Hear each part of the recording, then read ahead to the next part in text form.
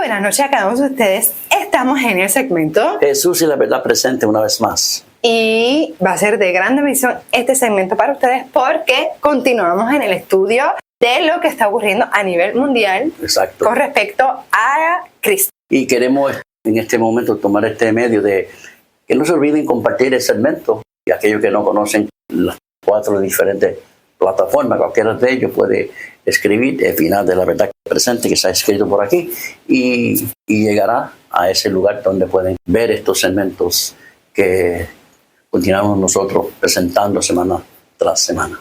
Así que qué mejor entonces comenzar con una oración. Oramos. Amante Padre que estás en el cielo, te damos gracias, Señor, por las oportunidades que nos permite, Señor, de estudiar tu santa palabra, que podamos, Señor, motivar a otros a que puedan ir a tus pies y que podamos, Señor, ser obedientes. En nombre de Jesús. Amén. La noticia para discutir se titula: En Irán, la fe en Jesús crece y esta vez bajo persecución. Irán vive un contraste espiritual que ha llamado la atención de ministerios cristianos y observadores de las persecuciones religiosas. Mientras miles de mezquitas han cerrado en los últimos años, las iglesias clandestinas continúan creciendo en secreto. En medio de la vigilancia, detenciones y presión del régimen islámico, cada vez más iraníes buscan respuestas fuera del Islam oficial.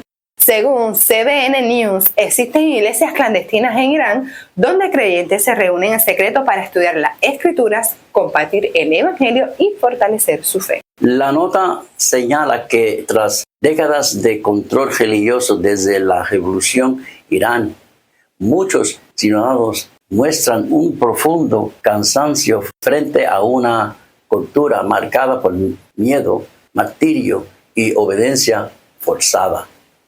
Uno de los testimonios citados es del Mohammad Faradi, que es el nombre. Esta persona, quien creció en un hogar musulmán, chiita, rodeado de relatos de martirio, tuvo una experiencia. Desde niño su familia fue honrada porque varios parientes habían muerto como mártires de Islam. Incluso calles de Teherán llevan sus nombres como homenaje a ese sacrificio. Aunque había sido enseñado a creer que morir por Alá era el mayor honor, Mohammad comenzó a sentirse vacío después de terminar su servicio militar. A los 21 años, una conversación con un amigo llamado Rasul cambió su vida cuando le habló de Jesús y le explicó que Cristo sufrió, sangró y murió voluntariamente para dar vida eterna. El mensaje impactó profundamente a Mohammad porque toda su formación religiosa había estado marcada por esfuerzo, miedo y castigo. Según el testimonio, al escuchar que Jesús ya había sufrido por él, sintió como si un rayo hubiera alcanzado su corazón y por primera vez conoció a un Dios motivado no por temor, sino por amor. Después de entregar su vida a Jesús, Mohammad se unió a la iglesia clandestina en Irán, donde comenzó a reunirse en secreto con otros creyentes para estudiar la Biblia y compartir el evangelio. Sin embargo, las amenazas aumentaron por su conversión hasta que finalmente huyó del país y recibió asilo en Estados Unidos como refugiado religioso. Actualmente Mohammad Faradi preside en Iranian Christian International, un ministerio dedicado a evangelización, discipulado, distribución de Biblia y apoyo a las iglesias clandestinas dentro de Irán y en el mundo musulmán. En una entrevista con Josh Dowdle del programa No Longer No Man, describió el cambio espiritual del país con una fase contundente. El Islam está muriendo como nunca antes se había visto morir nada tan rápido en Irán. La religión está muerta en Irán. Faradi también citó informes que señalan el cierre de 50.000 mezquitas de un total de 75.000 en los últimos años, además de decenas durante las protestas del año 2026, donde iraníes quemaron santuarios islámicos y rechazaron públicamente la ideología del régimen. Sin embargo, muchos no están abandonando la búsqueda espiritual, sino encontrando en Jesús el camino, la verdad y la vida. Mientras la iglesia doméstica es considerada una de las más rápido crecimiento por capital en el mundo.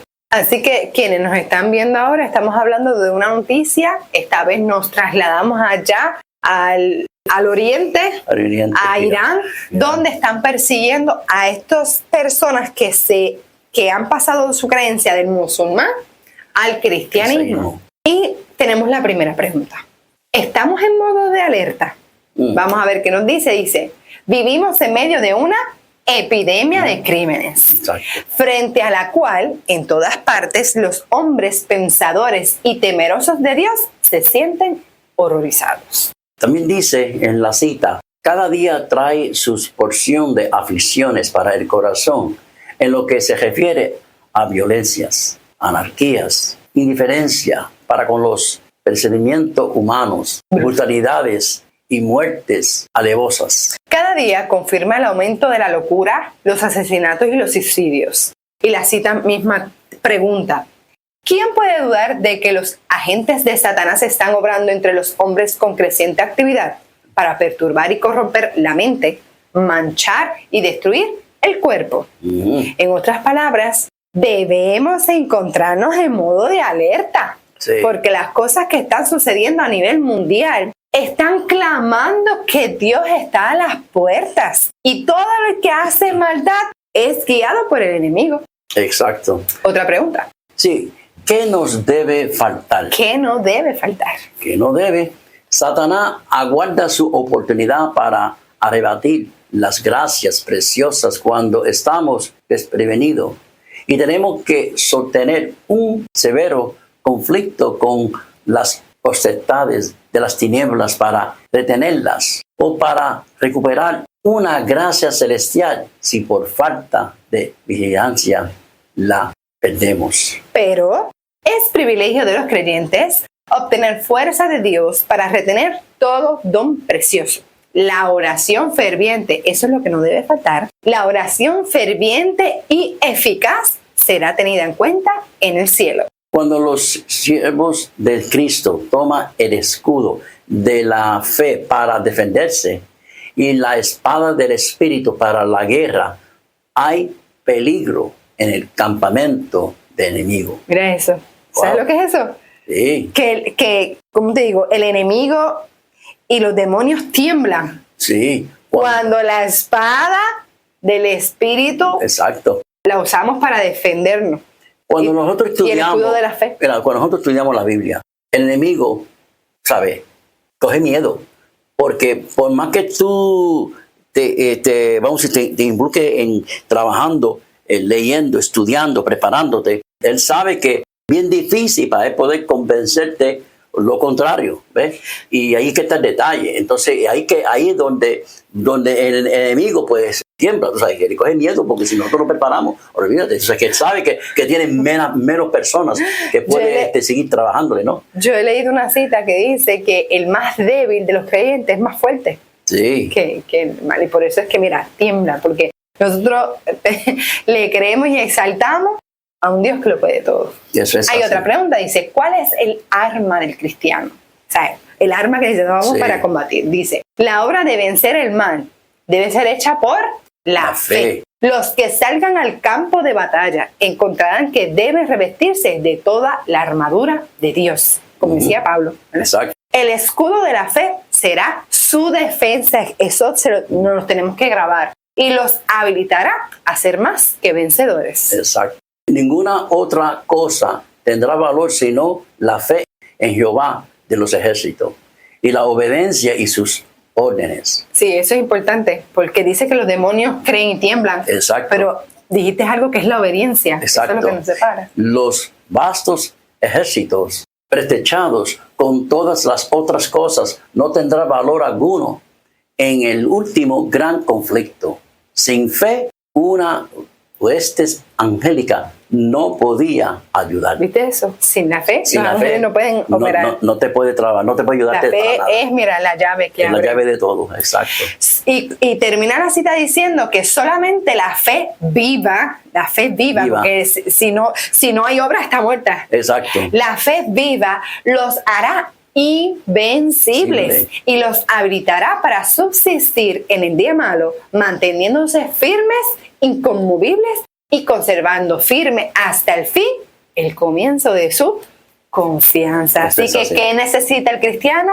Fe. Fe. ¿Y nosotros la producimos? No, eso es un don de Dios. Así que hay que pedir. Así. En conclusión, mientras el régimen que intentó controlar a una nación mediante el miedo pierde fuerza en el corazón de muchos iraníes, la fe en Jesús sigue creciendo como testimonio de que el evangelio no puede ser enterrado por la persecución. Y la oración de fe no puede faltar porque es nuestra comunicación con el cielo. El enemigo busca entorpecer lo que Dios ha logrado. Jamás dude y viva confiado.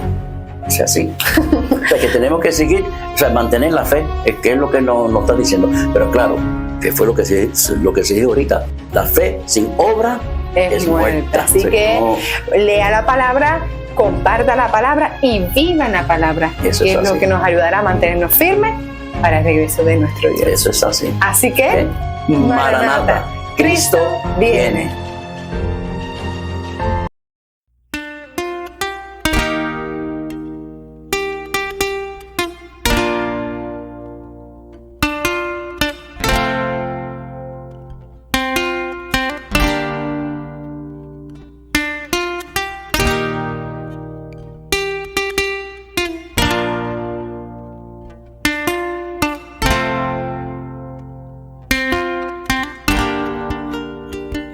Aquí estás, grande, fuerte Dios, te adoraré, te adoraré. Aquí estás, obrando en mí, te adoraré, te adoraré. Aquí estás, grande, fuerte Dios, te adoraré, te adoraré. Aquí estás, obrando en mí, te adoraré, te adoraré. Te llamamos milagroso, abres camino, cumples promesas, luz en tinieblas, mi Dios, así eres tú. Milagroso, abres camino, cumples promesas, luz en tinieblas, mi Dios, así eres tú. Aquí estás, tocando mi corazón, te adoraré, te adoraré. Aquí estás, tocando mi corazón, te adoraré,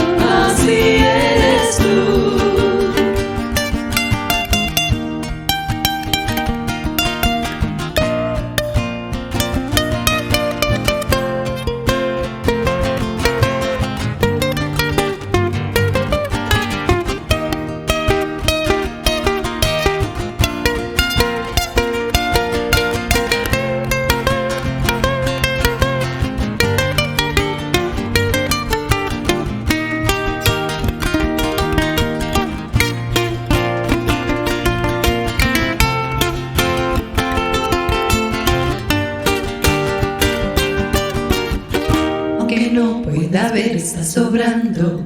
Aunque no pueda ver, estás sobrando.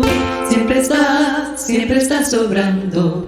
Siempre estás sobrando. Aunque no pueda ver, estás sobrando. Aunque no pueda ver, estás sobrando. Siempre estás sobrando. Siempre estás sobrando. Aunque no pueda ver, estás sobrando. Aunque no pueda ver, estás sobrando. Siempre estás sobrando. Siempre estás sobrando. Aunque no pueda ver, estás sobrando. Aunque no pueda ver, estás sobrando. Siempre estás sobrando. Siempre estás sobrando. Milagroso, abres camino, cumples promesas, luz en tinieblas, mi Dios, así eres tú. Milagroso, abres camino, cumples promesas, luz en tinieblas, mi Dios, así eres tú. Milagroso, abres camino, cumples promesas, luz en tinieblas, mi Dios, así eres tú. Milagroso, abres camino, cumples promesas, luz en tinieblas, mi Dios, así eres tú. Así eres tú. Así eres tú. Así eres tú. Así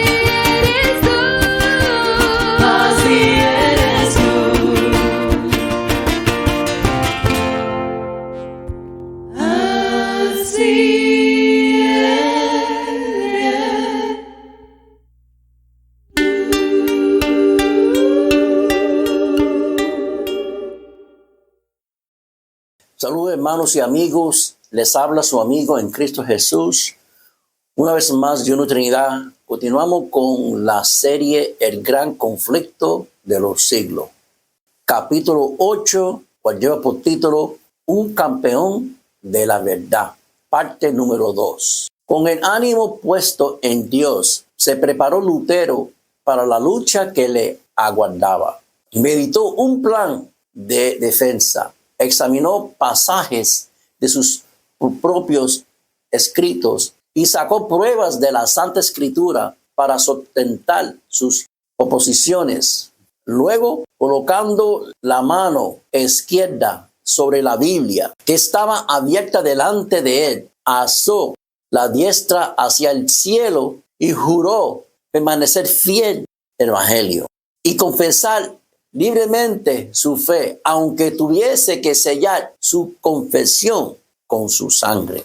Cuando fue llevado nuevamente ante la dieta, no revelaba su semblante sobre alguna de temor ni de corteza. Severo y manso, a la vez que valiente y digno, como testigo de Dios entre los poderosos de la tierra. El canciller le eligió que dijese si se retractaba de sus doctrinas. Lutero respondió de modo más sumiso y humilde, sin violencia ni apasionamiento. Su porte era correcto y respetuoso, si bien revelaba en sus modales una confianza y un gozo que llenaba de sorpresa a la asamblea. Emperador, ilustres príncipes, milenismo, señores, dijo Lutero, comparezco humildemente hoy ante vosotros, según la orden que se me comunicó ayer, suplicando por la misericordia de Dios a vuestra majestad y a vuestras angustias altezas. Se digne escuchar bondadosamente la defensa de una causa acerca de la cual tengo la convicción de que es justa y verdadera, sin falto por ignorancia a los usos y conveniencias de las cortes. Perdonádmelo, pues no he sido educado en los palacios de los reyes, sino en la oscuridad. Entonces llegó en el asunto pendiente. Hizo constar que sus escritos no eran todos del mismo carácter. En algunos había tratado de la fe y de las buenas obras, y aún sus enemigos los declaraban no solo inofensivos, sino hasta provechosos. Retratarse de ellos, dijo, sería condenar verdades que todo el mundo se gozaba en confesar. En otros escritos exponían los abusos y la corrupción del papado. Revocar lo que había dicho sobre la particular equivaldría a infundir nuevas fuerzas a la tiranía de Roma y abrir a tan grandes impiedades una puerta aún más ancha. Finalmente, había una tercera categoría de escritos en que atacaba y simples particulares que quería defender los males reñantes. En cuanto a eso, confesó francamente que los había atacado con más acritud de lo debido.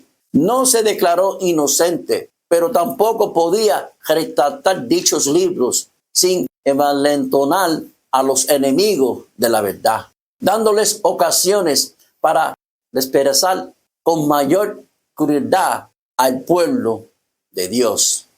Sin embargo, añadió, hoy un simple hombre y no Dios. Consecuente, me defenderé como lo hizo Jesús a decir, si ha hablado mal, dadme testimonio del mal.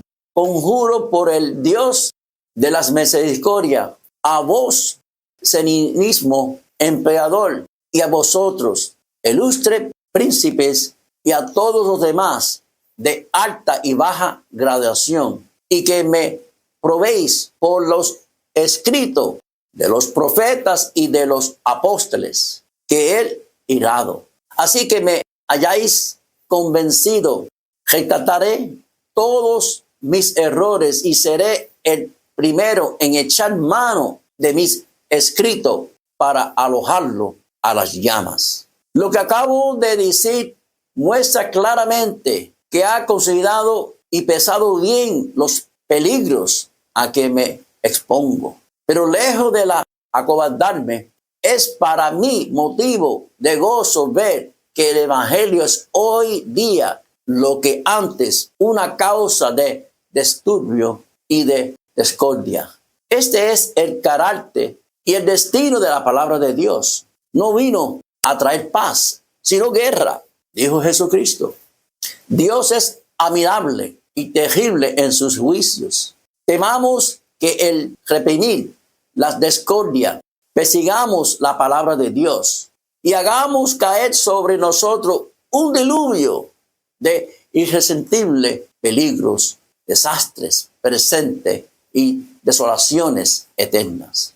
Yo podría citar ejemplos sacados de la Sagrada Escritura y hablarán de Faraón, de los reyes de Babilonia y de los de Israel, quienes jamás obraron con más eficiencia para su reino, que cuando por consejo en apariencia muy sabio pensaba consolidar su imperio. Dios remueve las montañas y las derriba antes que lo reciban. Lutero había hablado en alemán. Se le pidió que repitiera su discurso en latín. Y aunque rindiendo por el primer esfuerzo hizo lo que se le pedía, repitió su discurso en latín con la misma energía y claridad que la primera vez. La providencia de Dios dirigió este asunto.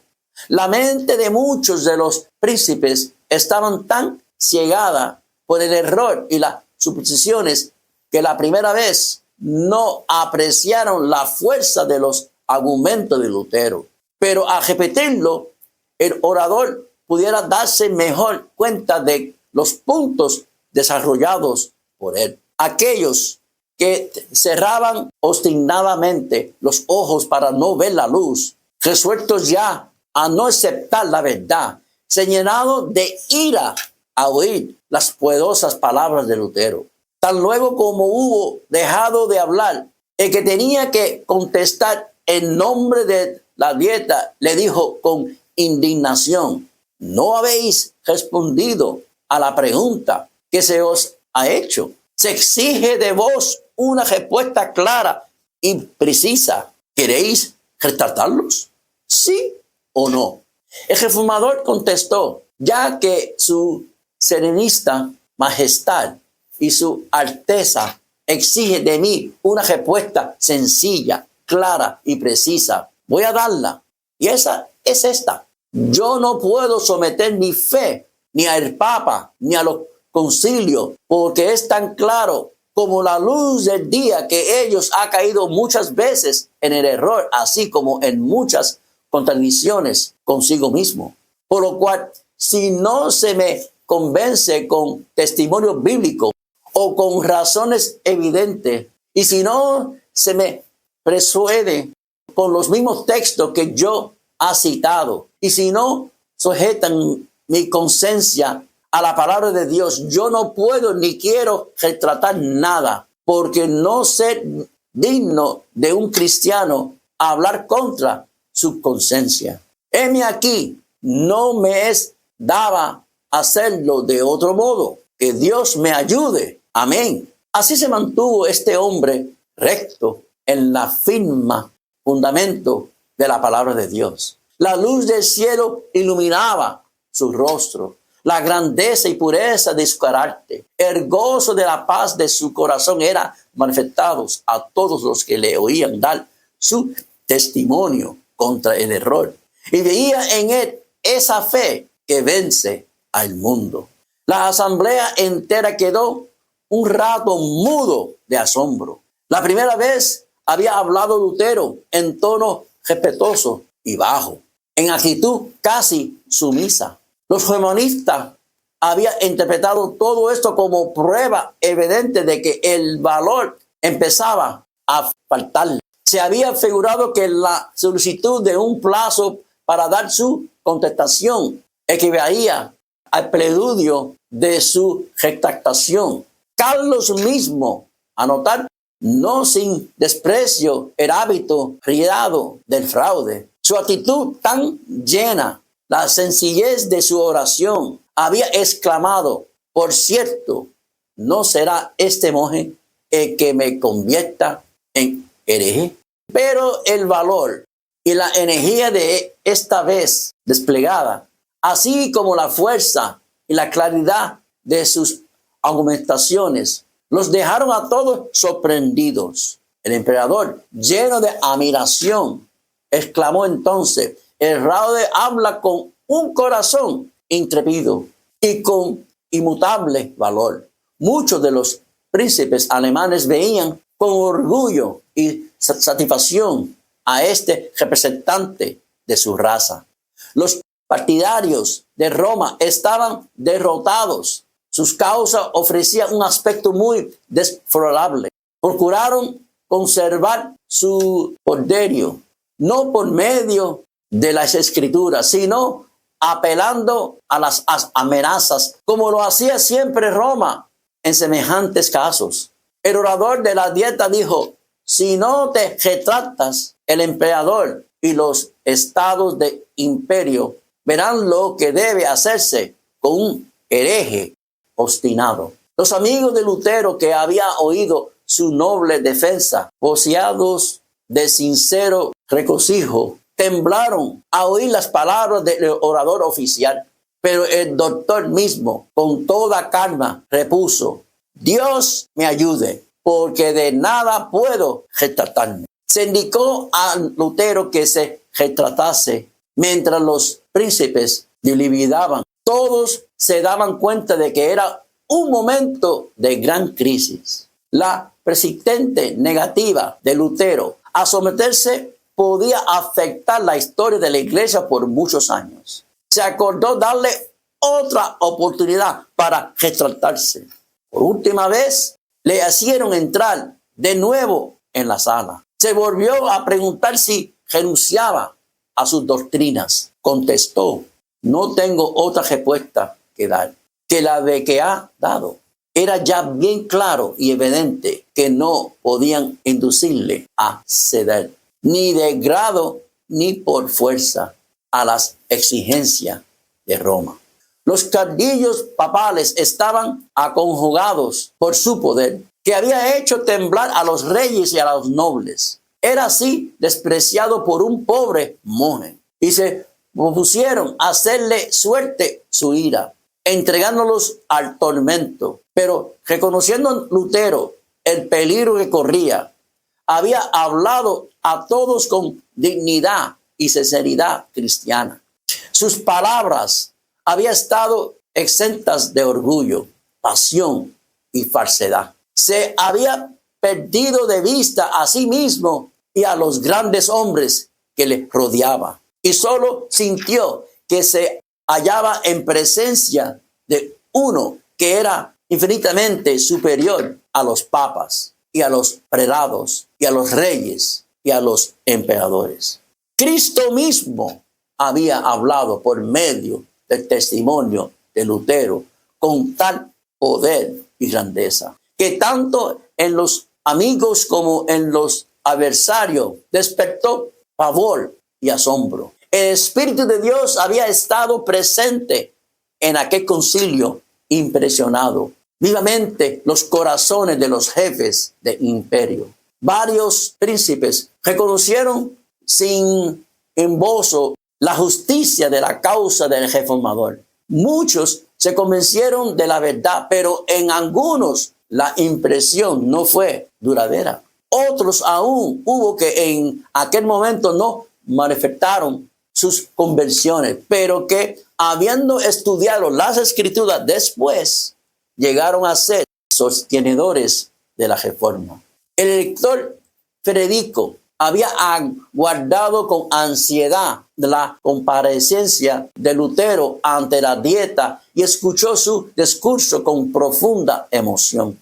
Experimentó regocijo y orgullo a presenciar el valor del fraile, su firmeza y el modo en que se mostraba dueño de sí mismo, y resolvió defenderle con mayor firmeza que antes. Comparó entre sí a ambas partes contenientes y vio que la sabiduría de los papas, de los reyes y de los prelados había sido anulada por el poder de la verdad. El papado había sufrido una derrota que iba a dejarse sentir en todas las naciones a través de los siglos. A notar el llegado, el efecto que produjera las palabras de Lutero, temió, como nunca había temido, por la seguridad del poder papal, y resolvió echar mano de todos los medios que estuviese a su alcance para acabar con el reformador, con toda la elocuencia y la habilidad diplomática que le distinguía en gran manera. Se le pintó al joven emperador la insensatez y el peligro que representaba el sacrificar en favor de un insignificante fraile la amistad y el apoyo de la poderosa sede de Roma.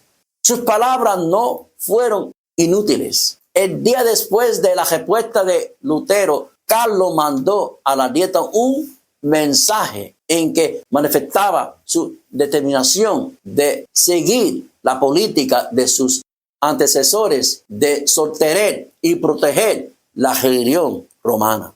Ya que Lutero se negaba a renunciar a sus errores, se tornaron las medidas más enérgicas contra él y contra las herejías que enseñaba. Un solo fraile, extraviado por su propia locura, se levanta contra la fe de la cristiandad.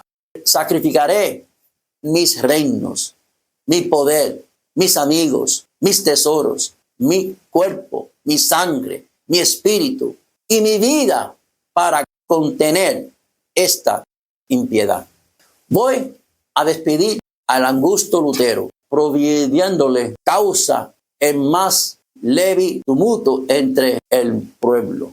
Enseguida procederé contra él y sus secuaces, como contra herejes declarados por medio de la excomunión, de la suspensión y por todos los medios convenientes para destruirlo. Pido a los miembros de los estados que se conduzca con fieles cristianos.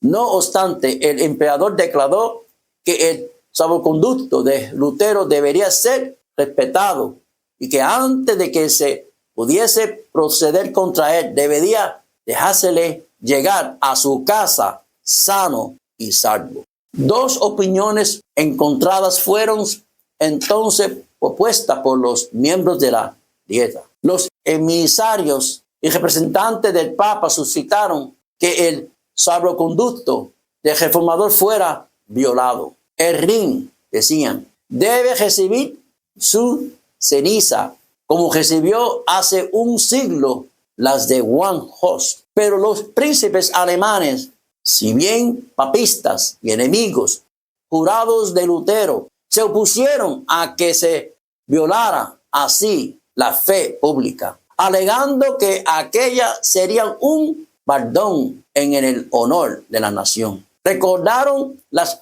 calamidades que había sobrevenido por la muerte de Juan Hus y declararon que ellos no se atrevían a acarrearles a Alemania ni a su joven emperador. Carlos mismo dijo, en respuesta a la vid propuesta, aun cuando la buena fe y la fidelidad fuese desterradas del universo, deberían hallar refugio en el corazón de los príncipes. Pero los enemigos más encarnizados de Lutero surgieron hostigando al monarca para que hiciera con el reformador lo que Sigismundo hiciera con Hus, abandonarle a la misma misericordia de la iglesia. Pero Carlos V invocó las escenas en que Hus, señalado las cadenas que le arrojaban, le recordó al monarca su palabra que había sido quebrantada y contestó, yo no quiero zorrarme como Sigismundo.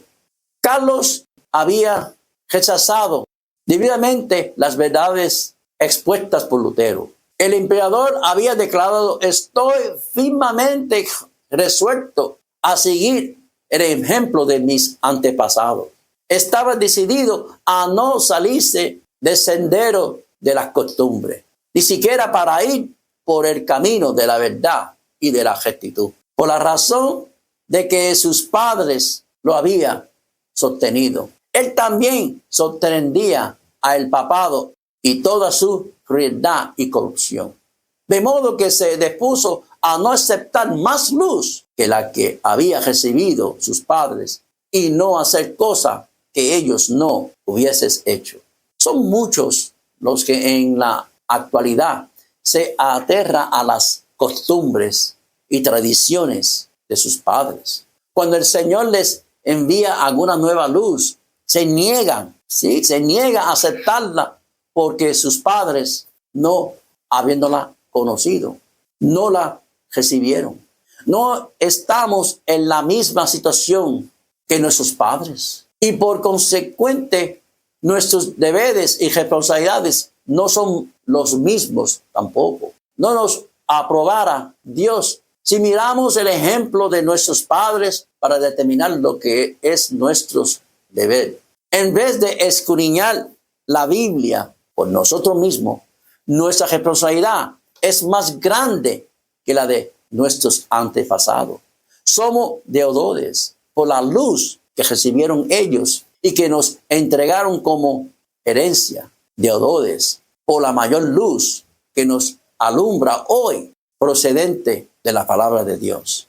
Cristo dijo a los incrédulos judíos, hermanos, en Juan 15, 22, si yo no hubiera venido y les había hablado, no habrán tenido pecado, mas ahora no tienes excusa por su pecado.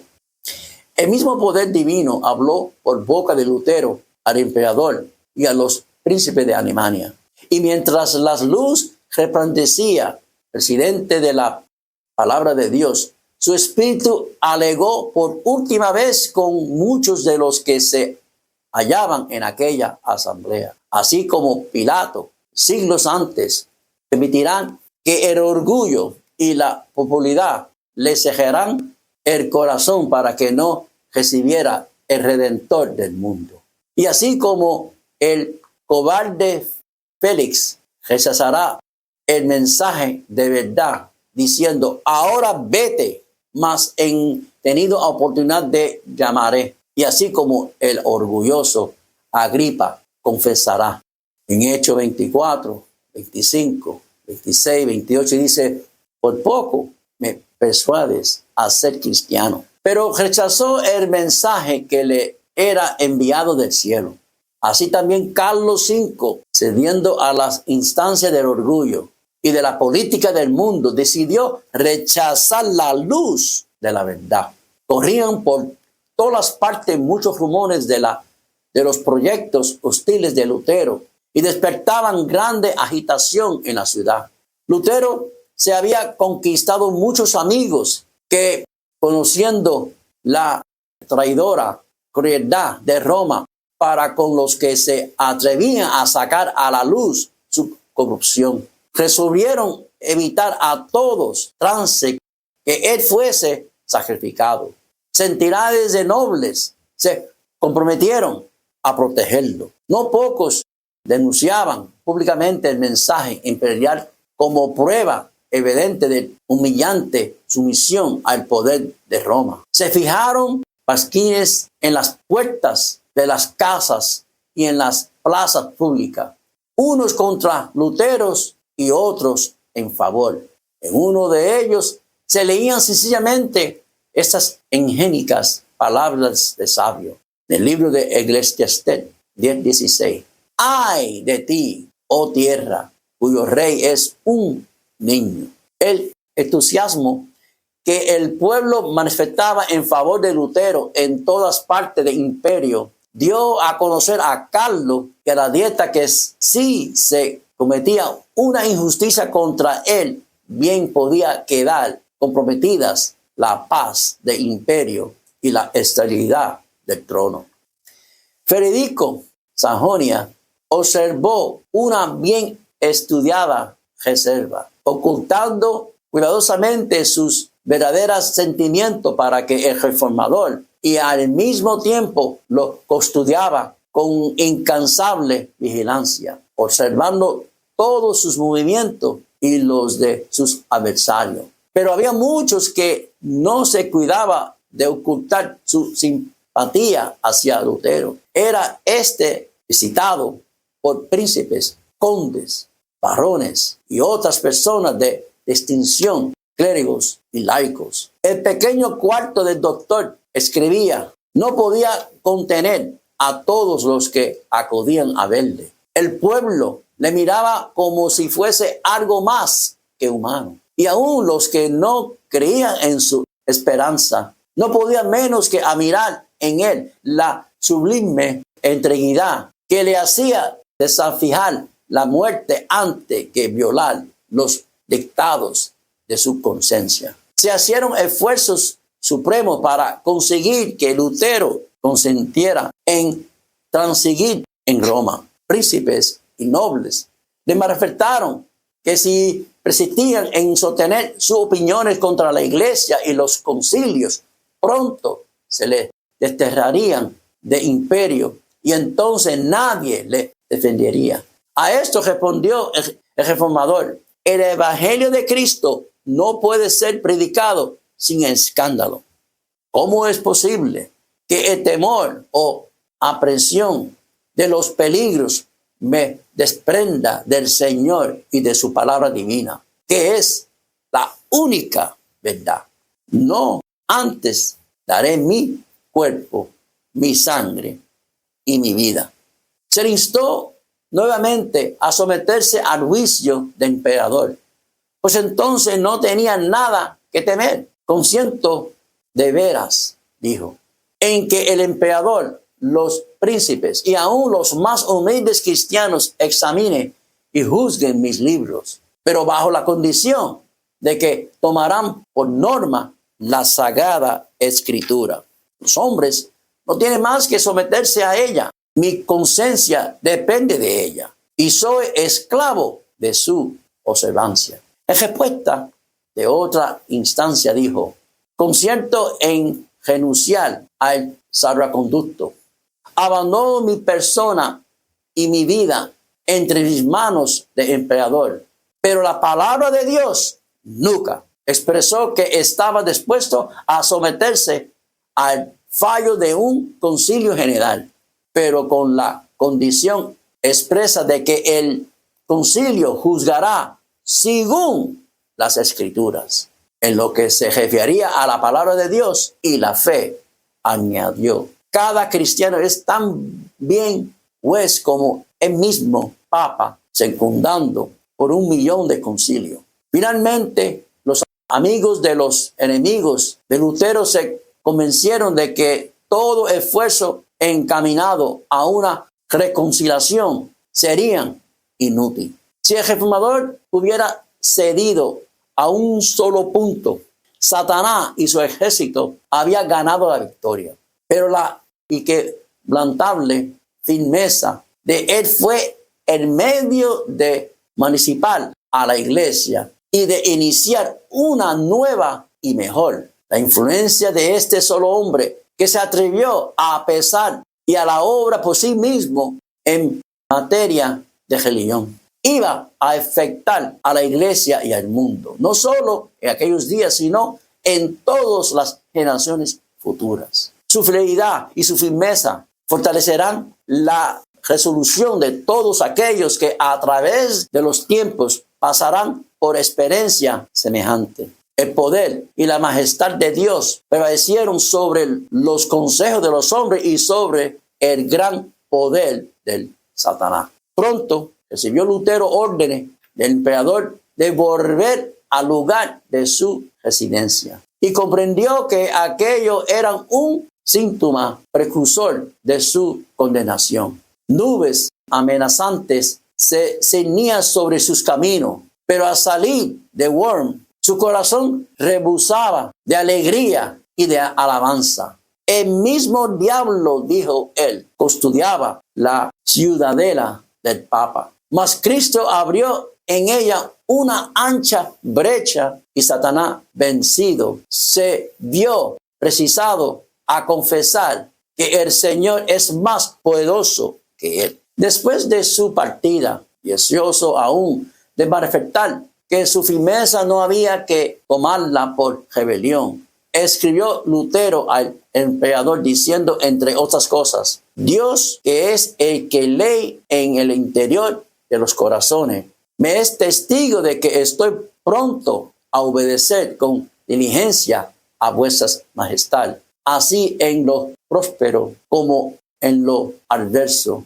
ya por la vida, ya por la muerte, exceptuando solo la palabra de Dios por la que el hombre existe. En todas las cosas relativas al tiempo presente, mi fidelidad será perenne, puesto que en la tierra gana o pierde con cosas indiferentes a la salvación. Pero Dios prohíbe que en las cosas concernientes a los bienes eternos, el hombre se someta al hombre. En el mundo espiritual, la sumisión es un culto verdadero que no debe rendirse, sino, hermanos, al Creador. En su viaje de regreso fue recibido en los pueblos de tránsito con más agasajos que los que se le tributaron a ir a Worms. Príncipes de la iglesia daban la bienvenida a excomulgado monje y gobernantes civiles tributaban honores al hombre a quienes el monarca había despreciado. Se le instó a que predicase y a despecho de la prohibición imperial volvió a ocupar el púlpito y dijo, nunca me comprometí en encadenar la palabra de Dios y nunca lo haré. No hacía mucho que el reformador dejara a Roma cuando los papistas consiguieron que el emperador expidiera contra él un edicto en cual se le denunciaba como el mismo Satanás bajo la figura humana y envuelto con hábito de fraude. Le ordenaba que tan pronto como dijera de ser validado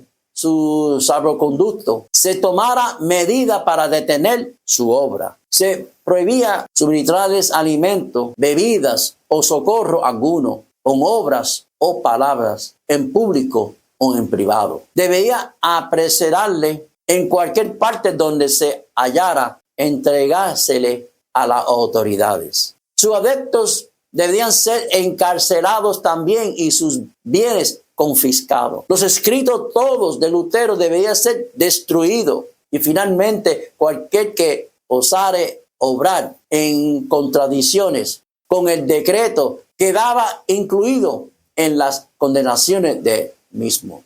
El lector de Sajonia y los príncipes más adictos a Lutero había salido ya de Worms y el decreto del emperador recibió la sanción de la dieta. Los romanistas consideraban que la suerte de la reforma estaba ya sellada. Pero Dios había provisto un medio de escape para su siervo en aquella hora de peligro. Un ojo vigilante había seguido los movimientos de Lutero y un corazón sincero y noble se había resuelto a ponerle a salvo. Fácil era echar de ver que Roma no había de quedar satisfecha sino con la muerte del reformador. Y solo ocultándose podía burlar las garras del león. Dios dio sabiduría a Federico de Sajonia para idear un plan que salvara la vida de Lutero. Ayudó por varios amigos verdaderos, se llevó a cabo el propósito del elector. Y Lutero fue efectivamente sustraído a la vista de amigos y enemigos. Mientras regresaba a su residencia, se vio rodeado de repente, separado de sus acompañantes y llevado por fuerza a través de los bosques al castillo de Wartburg, fortaleza que se alzaba sobre una montaña aislada. Tanto su secuestro como su escondite fueron rodeados de tanto misterio